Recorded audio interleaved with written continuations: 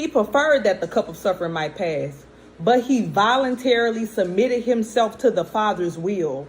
For the joy that lay before him, he was willing to endure the cross. And so look, I want y'all to just take that verse. For the joy that lay before him, he was willing to endure the cross.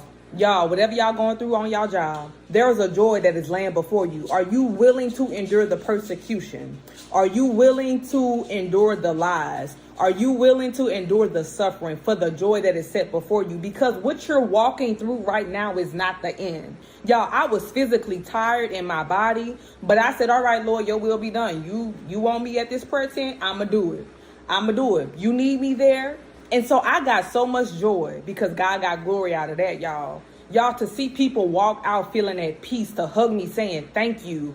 And it wasn't me. I don't take credit for it. It's all God. And God was like, they need to see me in you. And even you need to see that I can operate in you while you're tired.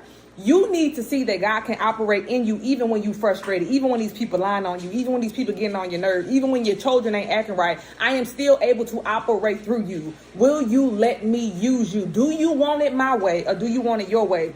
Do you want it in such a way where, okay, Lord, I don't want to be stretched so thin that I have nothing else to give. But you have to understand, when God is pouring himself into you, you have more than enough to give. And y'all, like I said, I felt depleted afterwards, but I felt like I gave all that God had input. Like God gave me just enough to do that. And y'all, when I went home, I had a good little nap, even though I thought it was the next day, even though it was the same day. It was like, Lord, I thank you because you got glory out of that. I thank you because these people know the power of your word. These people know the power of praying. And going back, for the joy that lay before him, he was willing to endure the cross. A lot of us are not willing to endure because we don't see that God is using it. Sometimes God is using it for your growth. Sometimes God is using it for your benefit. Sometimes God is using it for your witness. Sometimes we be wanting God to use stuff just for us, but sometimes it's about other people. How are you dealing with it? How are you handling it? Because y'all, I told y'all this before, people are watching us. Y'all, some people are watching us as believers and want us to fail.